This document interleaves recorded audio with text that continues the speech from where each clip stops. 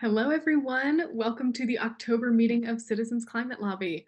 I'm Flannery Winchester. I'm CCL's Vice President of Communications, and I'm co-hosting today's call with my colleague, John Sabin, our Great Lakes Regional Director. So please feel free to introduce yourself in the Q&A so that we can all see it and welcome each other. Let us know where you're joining from, how many folks are there with you, and we'll drop a link in the chat where you can log your attendance today so we officially know you were here. I want to give a special welcome to our newly active chapters from Mercyhurst University in Pennsylvania, Wesleyan University in Connecticut, Pepperdine University in California, and Michigan State University. Our CCL youth have been hustling on all these campuses. Welcome, guys. And I also want to give a special welcome to our Lake Norman chapter in North Carolina. So Don Kraus, our chapter leader in Asheville, North Carolina, led a workshop for this group of about a dozen dedicated folks who are more determined than ever to work on climate solutions after Hurricane Helene hit their state so hard. So thank you, especially for being here. And now I'm going to hand it over to my friend and colleague, John Sabin, to get us into our agenda for today's October meeting. John? Thanks, Flannery. Welcome, everyone. Thanks for being on the call today. As Flannery said, I'm John Sabin, one of CCL's Great Lakes Regional Directors. We're meeting today just a couple of weeks after Hurricane Helene made landfall and just days after Hurricane Milton hit Florida. Our hearts go out to our CCL friends and every community member that has been impacted by these storms. The importance and urgency of our work is just made clearer by all the destruction we're seeing as a consequence of these storms. It's very painful for us to see these climate impacts happening, and yet we're also inspired by stories of neighbors helping each other, government response efforts, and local organizations stepping in to help. As Mr. Rogers famously said, "When I was a boy and I would see scary things in the news, my mother would say to me, 'Look for the helpers. You will always find people who are helping.'" I think we are all helpers in CCL, so let's recommit ourselves to being helpers through our climate advocacy and in other ways. We are also now just weeks away from the election, and I'm sure we're all feeling anxious about that. We have no idea how the presidential race or the many congressional races, not to mention state and local races, will affect our work in the years ahead. Please know that CCL's Executive Director, Rachel Carestes, and our leadership team are planning for any scenario the election results present us with, so that we as an organization will be poised to make an impact in the new Congress, no matter what happens. And in the meantime, as usual, we've all been turning our anxiety into action. In just a minute, we will share what CCL volunteers have been doing to mobilize environmental voters, and we'll let you know how you can get involved between now and Election Day. Speaking of elections, one issue that is always discussed in political campaigns and always on the minds of voters is the economy. And of course, climate change has a huge influence on our economy. We're excited today to have climate reporter and author Akshat Rathi to share more about the intersection between these two issues. Before we get into our conversation with Akshat, let's celebrate some of our recent successes. Please share any of your CCL personal wins or chapter successes in the Q&A so they're visible to everyone. I'll ask Flannery to read some of those comments aloud in a few minutes after I share our national highlights. So at the national level, let's dive into some successes. First up, our volunteer election work, and there's been a lot of this. Overall, we've logged 4,348 election season activities, and we're closing in on our goal of 5,000. CCL has been doing phone banking with the Environmental Voter Project at least once a week since January of this year. And we've had 1,213 callers participate. They've had 8,172 conversations, logging 48,293 minutes of calls. Some chapters have even done door-to-door canvassing with EVP. Pittsburgh volunteers did this and were featured in ABC News this past spring. Philadelphia volunteers did door-to-door canvassing and were featured by PBS just last week, and you can see them pictured here. Our National Youth Action Team has been doing relational organizing in their Climate Goat campaign. Their slogan is, "Be the climate goat, get out the climate vote." Relational organizing means they are reaching out to people they know, and they have created a list of 22,685 people that they could contact. So far, 558 active volunteers have had 3,871 conversations with potential voters. Plus 152 new volunteers joined in the last week alone, and they've initiated 1,333 conversations.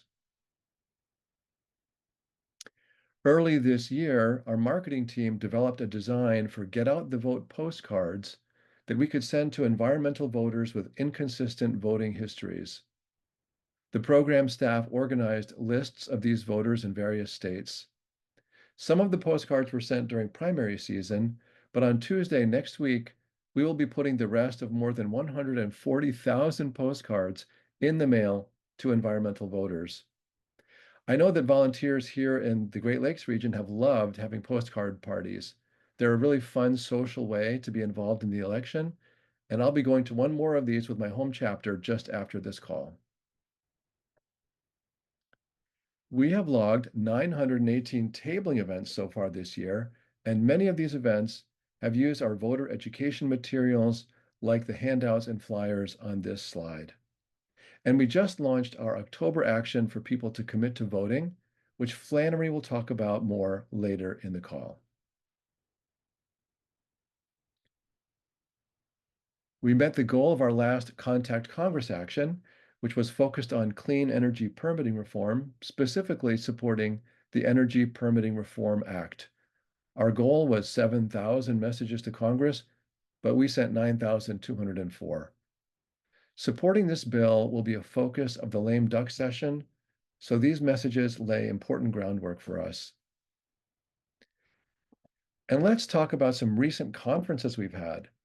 We had our third annual inclusion conference last month.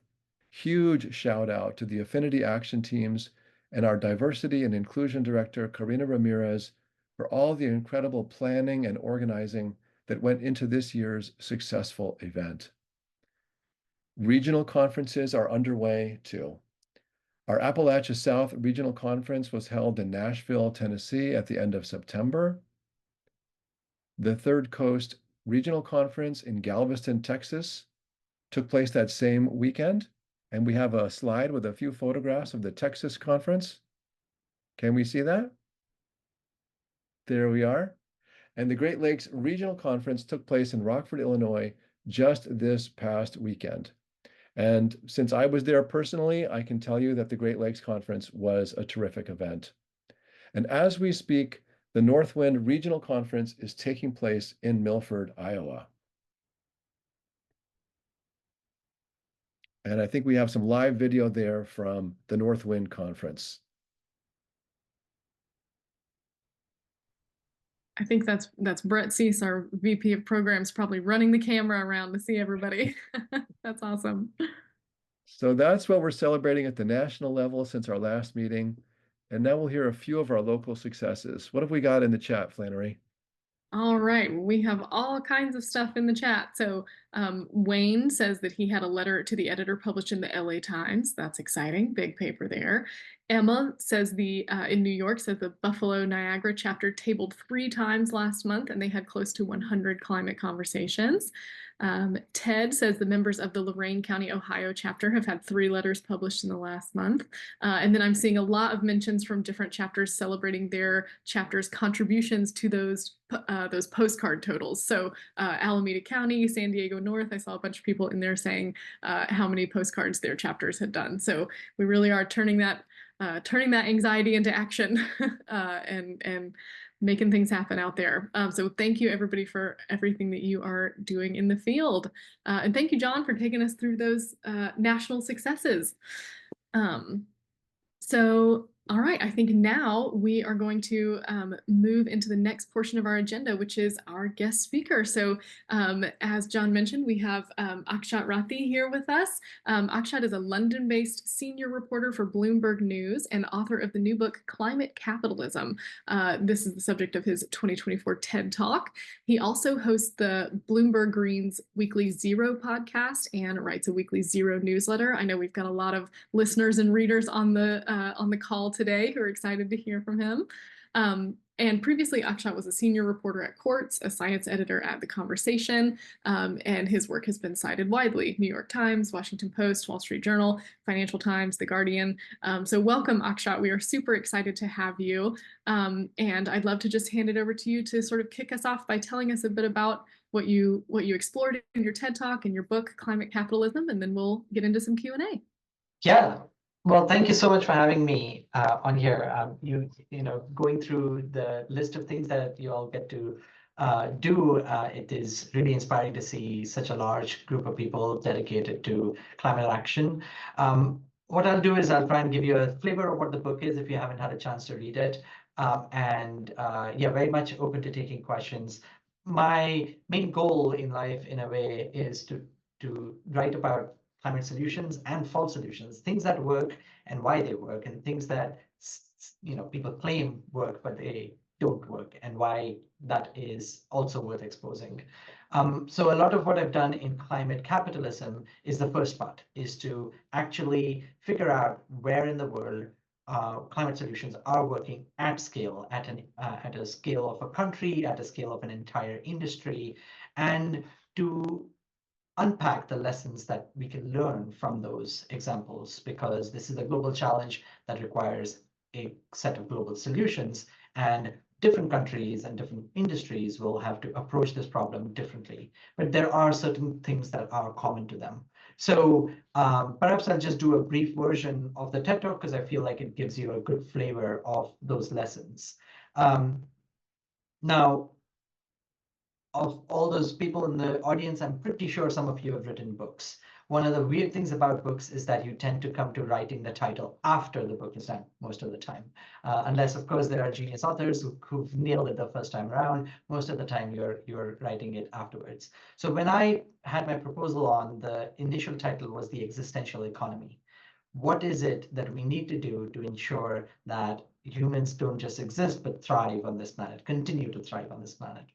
And by the end of doing the reporting work and having written most of the chapters of the book, and when I was trying to put it all together, my editor said, "Well, this is all great. I think you're making the case that this can work under capitalism." And I'm like, "Yes, I mean that's the economic system that there is, and there are all these solutions that are working."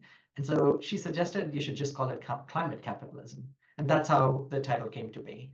But it is also, in a way, a controversial title because there is a whole host of people who are completely and reasonably seeing the case that capitalism got us into this mess because it wasn't counting for the negative impacts that come from pollution and from emissions, carbon emissions specifically. And until we fix that problem, we are not really going to be able to get capitalism to actually be a solution to tackle climate change. And in most parts of the world, we do not actually account for those emissions in our economic system. So we need to think about something else. And that is one stance. And then there's a whole group of other people who are like, well, capitalism has given us all these great things: market innovation, technology development, the ability to have these technology become cheaper over time and thus be spread all around the world. Markets have to be unleashed even further, and you have to try and deploy solutions at scale, and only capitalism can do that. And so there are these extremes that exist in the climate conversation. I am pretty sure you have met those extremes in your own experience talking about climate in the many settings that you do. To me, climate capitalism, in a way, came from learning from these successes and realizing that you require actually these three things to come together: people, which is all of you; policy, which is what governments do; and technology, business, finance, which you can basket in one together. And I bring those three together because if you take the case of certain success stories and perhaps explaining to you why these three examples, why these three things come together through examples will help. Take the case of a guy named Wang Gang. Now, you've probably, if you've not read the book, you probably don't know this name. This is Wang Gang is a Chinese national, and I argue and I show in the book that he's done more for the global rise of electric cars than Elon Musk. And just so you understand how these three things to come together, let me explain to you how the story unfolded. So one was born in China. He trained as an auto engineer before he moved to Germany to work for Audi. While working in Germany, he looked at the kind of lifestyle that Germans lived. This is in the 90s. And he realized that Chinese people may never be able to live the kinds of lifestyle that Germans did, because late 90s, Germany was burning about 12 barrels of oil per person per year. Chinese people were burning about 1 barrel of oil per person per year. And of course, Chinese population at 1.112 billion at that time was many times more than the German population. And he just thought there is not enough oil in the world to be able to actually satisfy the demand that is going to come from China if they are going to live the kind of lifestyle the Germans do. At that period, Germans themselves, Chinese people themselves, the leadership in China was looking at their own auto industry and realizing that it just wasn't able to compete with the West. It had been trying for decades and really wasn't succeeding. And so the leadership was making trips to Germany to look at how the German auto industry, which continues to remain world class, was doing it. And he got a chance to talk to the leadership at the time and make the case to them that, look, if you think we want to be able to compete in the auto industry, it's much better to not focus on the internal combustion engine, but to focus on electric cars, battery-powered electric cars. And I know we can make them, if we make them early, we will have a competitive edge over the rest of the world. And that could really unlock both the ability to be able to develop a new technology, but also reduce the huge amount of oil that China was importing at the time and will have to import in the future. And that seemed like a very reasonable case for the leadership. And they said, well, okay, why don't you come back to China? We'll give you a program and you can show us what you can do with a finite budget. And so for 8 years, starting in 2000, he worked with academics, with industry, and with government. And he put together a few hundred electric cars and a few hundred electric buses that were showcased at the 2008 Beijing Olympics. In those same 8 years, it was also the period when all the predictions that he had made about China came true. So oil imports started going up, air pollution became really bad, and the auto industry still wasn't developing fast enough. And so when they looked at this success, which was a small success, but they saw the potential of what it could solve for. It could solve for oil, it could solve for air pollution, it could solve for global competitiveness in a $1 trillion industry. They empowered one, and he was made the science minister in 2009, right after the Olympics. And for the next decade, he was able to deploy tens of billions of dollars in subsidies, which were geared towards enabling industry to make lithium-ion batteries and electric cars. But many times more, as much as 10 times more money came from private investors, because they saw that the government was providing a clear direction for where it wanted industry to go, where it wanted the auto industry to go. And there were investors from all over the world, including one that you might be familiar with, which is Warren Buffett, who invested in a little known company called BYD, which now makes more electric cars than Tesla does.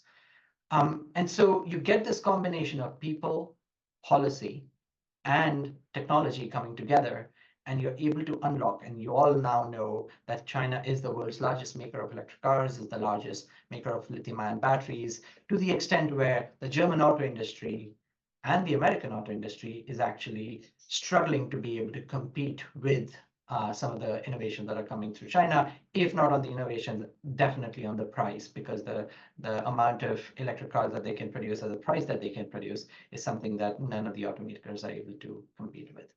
And And if you think that this is a thing that can only happen in China because of the political system there, where it's top-down, state-driven capitalism, well, as it happens, the policy that enabled China to create its electric car juggernaut took inspiration from the USA, because the US has, over its past century, deployed some of these same tools where it has used government direction to try and incentivize the creation of industries at an early stage throughout the previous century.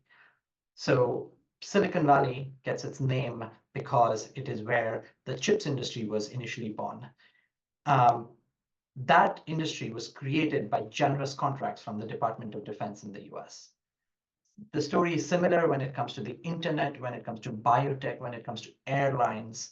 All of these industries at the start required a huge amount of support from government, required some level of policy support that allowed for creation of new companies and creation of a new market to exist.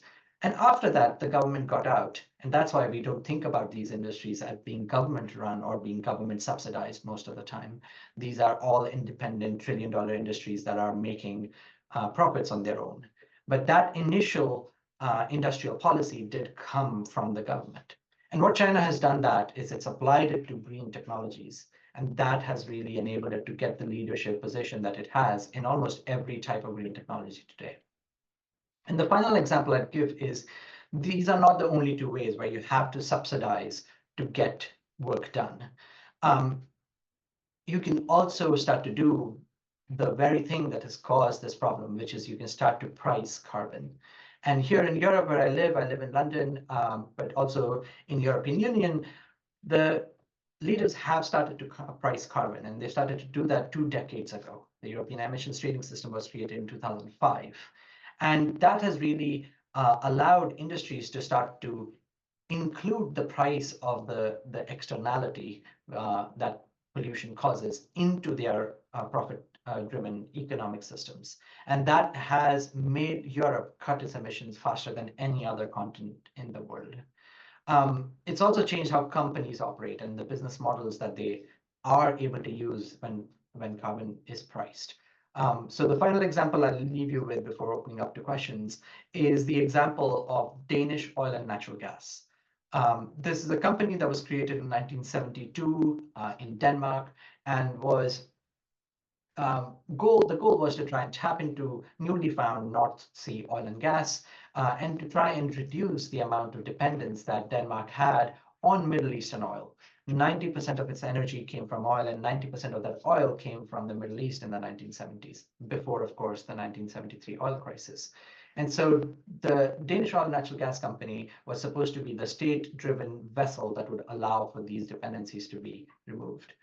Over the years, over the decades, it did what the state demanded. But when it came to the 2000s, where the European Union had put a carbon price and Denmark itself had adopted a climate law, the job of Danish Oil and Natural Gas Company became implausible because carbon emissions and pricing the carbon emissions just made the business unprofitable.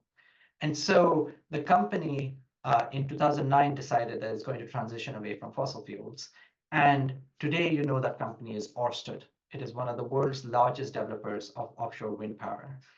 It has 1 or 2 assets that are carbon emitting that are still on their books that will be gone within the next few years, and it will be a fully renewable energy company. And so you can really start to see that across country or industry or a company level, these changes can happen when you have these 3 things: people, policy, and technology coming together. Now, what level of those 3 things you require in every circumstance can be different, but those are the ones that I could unpack from the success stories that I had I've written about in my book, Climate Capitalism. Fantastic. Well, thank you for that overview. And of course, we want to encourage everybody to go check out your TED Talk, check out your book for the the full in-depth deep dive into these very complicated issues. But that's a helpful, very helpful overview and entry point. I want to first pick up on the this idea of pricing carbon pollution, because this is something that that we have long advocated for in CCL as a domestic carbon price. And I'm curious about your thoughts, since you mentioned the EU's carbon pricing scheme. Their carbon border adjustment mechanism is set to go into full effect in January 2026. And I'm curious on your thoughts about how that might affect the US discussion about carbon pricing, carbon tariffs. Do you have any insights on how that international pressure might advance things here in the US? Yeah, it's a really interesting time to talk about it. So, when I think about climate, we think about a global challenge that requires global solutions. And of course, if we all work together and collaborate, the solutions become easier to deploy. But we also live in a world where there is geopolitical competition, and capitalism itself is a business model that thrives on competition. And so you have these forces of collaboration versus competition that we're going to have to deal with as we go into the decades ahead to reduce emissions. Now, ideally, you're right. And this is something that economists have studied and have made clear. You have a global carbon price, and that would allow people to make smart decisions about what type of solutions can actually be used and should be used given where we are in the climate trajectory. Now, there are real big debates on what that carbon price should be, and those are good debates to be had. But the reality is those debates become theoretical because agreeing on a global carbon price just seems to be politically not feasible. There are some implicit carbon prices that you can get, but explicit carbon price on a global level does not seem feasible right now. So the carbon border adjustment mechanism from the European Union sort of flips the script of how you can do carbon pricing and how you can regionally use your ability to price carbon to drive action on carbon pricing abroad. So already, and you're right that the mechanism hasn't come into full force yet, but it's come into force in at least the first part of it, which is any imports, and there are certain levels of imports, so starting with aluminum and steel and a few other heavy goods, heavy carbon items. The companies that are exporting their goods into Europe are having to already report the carbon intensity of their products. It's in 2026 that they'll start to pay the price that would match with a European emissions trading system price. So already the reporting process has begun, and that has forced countries like China, which had started to think about a carbon price, to actually ramp that carbon price up so that it can then start to match what would be a European carbon price, which is now in 60 or 70 euros a ton, whereas the carbon price in China is about 4 or 5 euros a ton right now. It's forcing countries like India, which is also a big exporter to Europe, to start to think about a carbon price. India doesn't have a national carbon price right now, but it is considering putting those regulations in place. When it comes to the US, there are already regional carbon pricing schemes that exist. Both of the coasts have them, and those could start to participate. But there is conversation, as we see, and this is not happening at the presidential level because neither of the presidents really want to talk about carbon or climate in any way. But underneath those presidential candidates, they're all the people who will be involved heavily in policy who are starting to talk about whether this is the way in which we are going to play a role in the future. So obviously the Trump policy is to try and put tariffs on all sorts of things, but the Biden administration is also thinking about using a carbon tariff as a way of helping its lower carbon industries to start to actually export those goods, not just to Europe, but perhaps to other countries that might build a CBAM. So it is a very interesting time to be living through this. The CBAM is a really exciting policy, but the success will depend on how widely it is adopted and how strong the European Union remains in making sure that it will actually deploy it fully. All right, we have a question from Wayne. First, he says he's a subscriber to your newsletter and really appreciates your reporting. And his question is about what can we do to speed up the transition? Because it makes sense everything you're talking about. These factors can move us in the right direction, but of course we need to go so much faster. So how does the question of speed kind of play into? Well, thank you, Wayne, and thank you for subscribing to the newsletter. Yeah, speed is of vital importance, right? We've actually been not doing very much and then now being very slow in acting on climate. And that means the longer we've kept this problem, the more urgent it has become and the faster we really need to go. So speed is on top of mind for most organizations, most governments that are committed to climate action. But whether that speed matches up to what the science demands is very hard to see. We need to be reducing emissions by 43% by 2030 relative to 2019 levels if we are to remain on path for 1.5 degrees Celsius. And in most circumstances, emissions even this year are likely to rise, not fall. So last year they rose, this year likely to rise by a little small margin, maybe 0.5%, but they will still rise. So it'll be a new record year for emissions. So we are not even in the right direction now, even before we come to the speed at which we need to be reducing emissions. So we are slow. But on speed, there are places where we can learn lessons from, where speed is actually accelerating. So one good example is renewable energy. And within renewable energy, you can split it into solar and wind. And solar is really the fastest growing source of clean energy. And the reason it is the fastest source of clean energy is not just because the sun is there half of the day and it's there everywhere, and so you can tap into it, but because the way you tap into it, the solar panel itself goes through something called unit economics. You build one solar panel and then you build millions and billions of them. And every time you make them, you learn as an engineer making them something about those solar panels. What goes into them? How can we use less of it? How can we make sure there's less waste in the process? And each time you do that, the price of the solar panel falls. And that unit economics allows for certain technologies to become cheaper faster. This is true of solar, this is true of wind turbines and the blades that go into wind turbines. It is true of lithium-ion batteries that you can build in small units. It will be true of hydrogen electrolysis when you can make them in small modules. If you're able to modularize something, technology and the speed at which you can deploy that technology does become faster. The other route is to actually use policy tools. So carbon pricing is one type of policy tool, but because the politics of carbon pricing can be difficult in some places, the other one is to use policies that will implicitly price carbon. So that could be by incentivizing certain technologies through government subsidies for deployment in certain areas.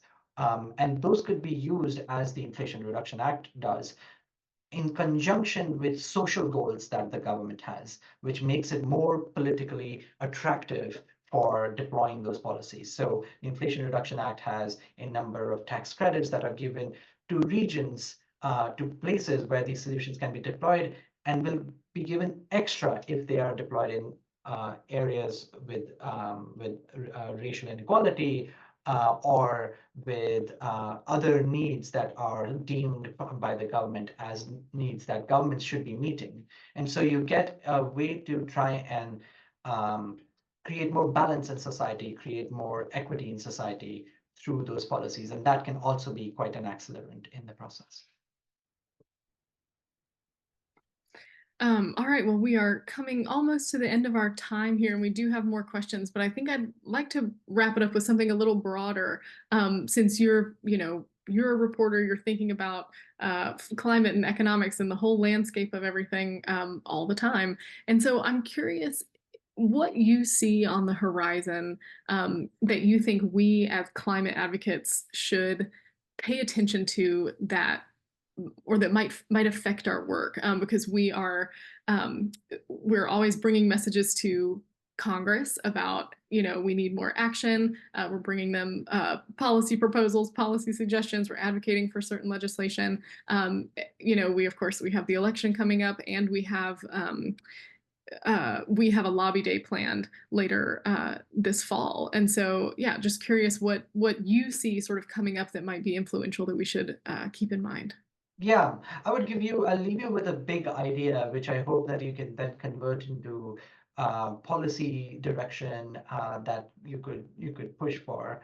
And some of it you're already working on, and it fits in with the permitting reform question that had been brought up. So if you take the global use of energy for 4 regions, the US, Europe, India, and China, which are the largest consumers of energy, and you mapped how much of the proportion of their total energy comes from electricity, what you will see is in that map between 2000, so the start of the century, and now, China and India, and then Europe have all increased the amount of the energy that they are using, the total energy from electricity as a proportion. They've grown that very quickly. So China has gone from 10% to 20%. India has gone from 9% to 18%. Europe has gone from 14% to 16, 17%.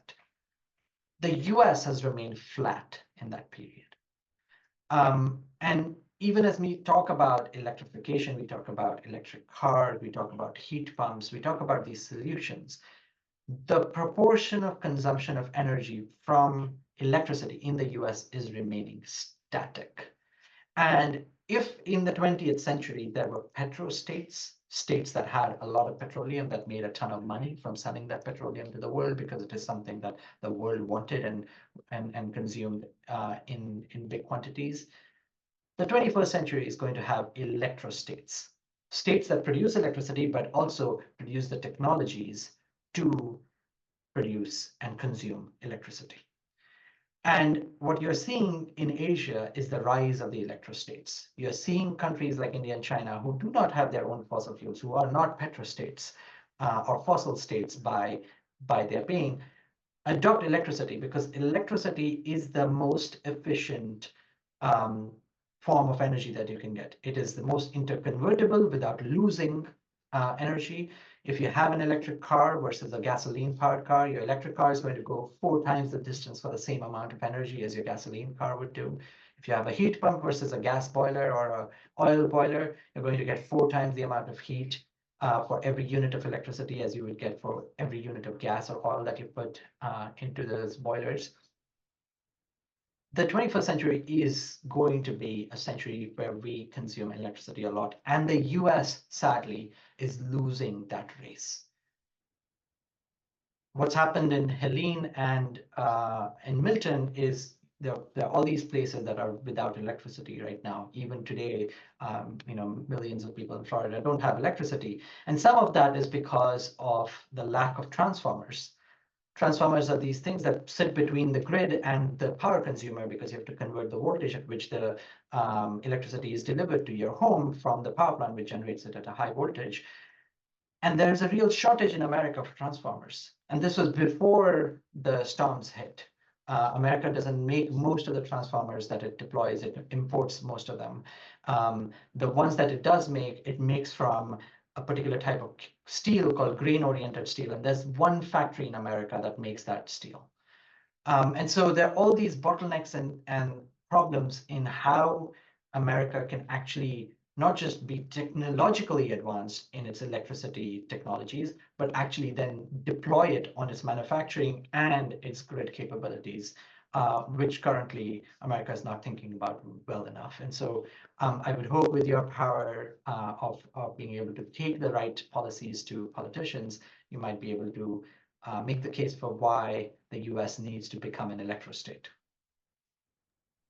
Fascinating. That's so interesting, and building electrification, at least somewhat narrowly, but that is one of the areas that we started in the last couple of years to work on, to sort of add to our policy portfolio. So that's really really interesting to hear and helpful. Right, and the permitting reform bill fits squarely in it.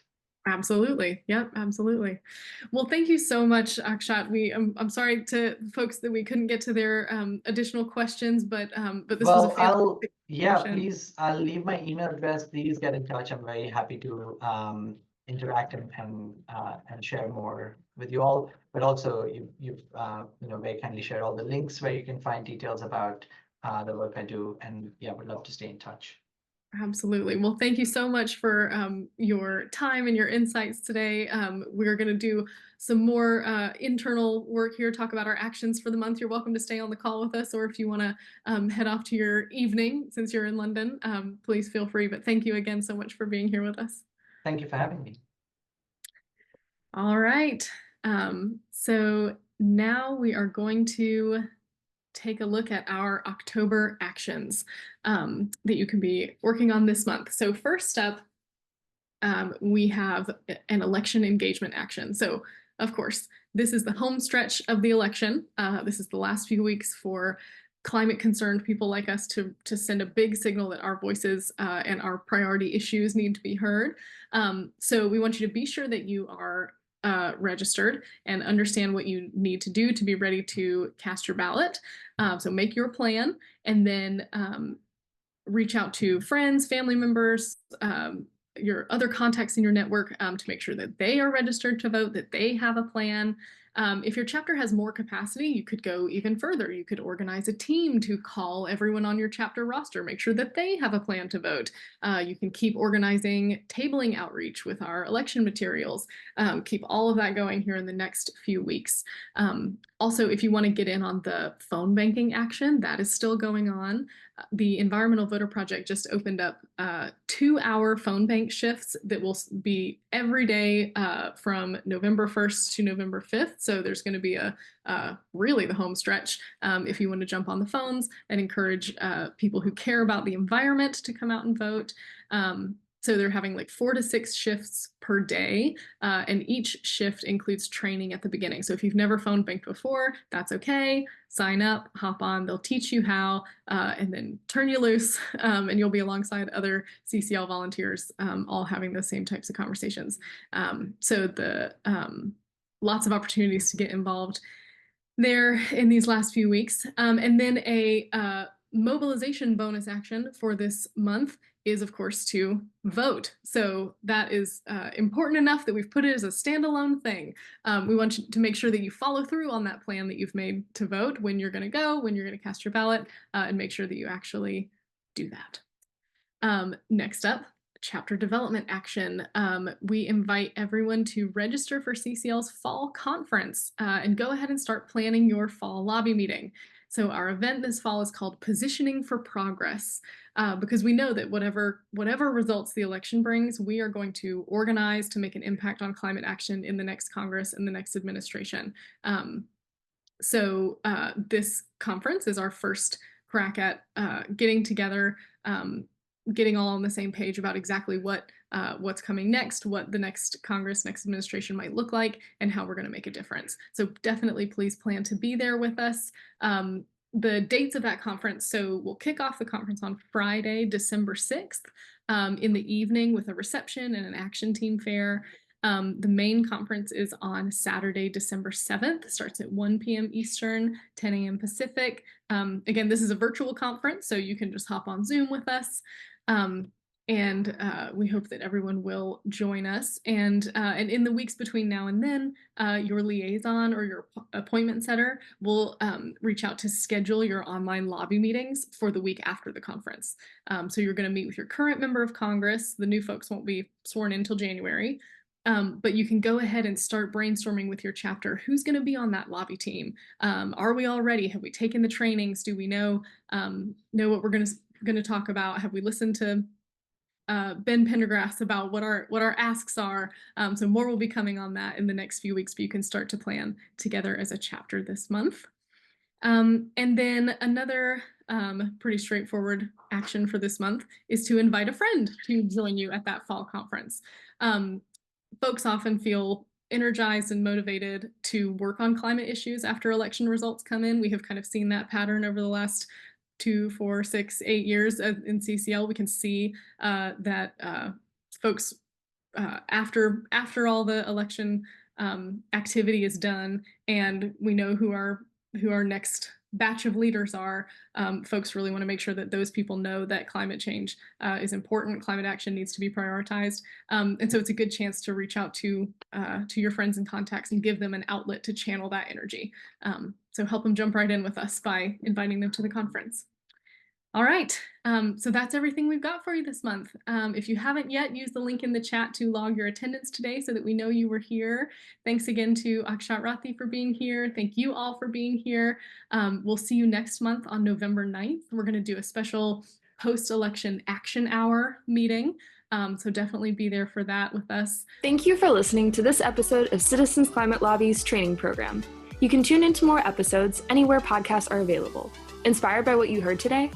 Join Citizens Climate Lobby to advocate for bipartisan climate solutions. Go to community.citizensclimate.org to find more trainings, resources, your local chapter, national action teams, discussion forums, and more. Be sure to like our Facebook page and follow us on Twitter and Instagram @CitizensClimate. We also invite all of our listeners to subscribe to our YouTube channel for more inspiration. Like what you hear? Recommend us to your friends and make sure to give us a 5-star rating. It helps us show up on other listeners' feeds. Feel free to pass on any suggestions for future episodes in the comments as well. And together, we are creating the political will for a livable world.